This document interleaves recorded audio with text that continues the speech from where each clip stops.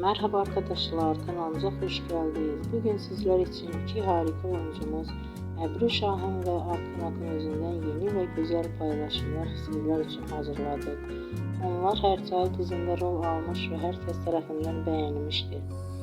Biz de sizler için onların güzel ve romantik karelerini hazırladık. Bu videoların devamlı gelmesini istiyorsanız kanalımıza abone olup yorum yazmayı unutmayın. Hələlik bizden bu kadar.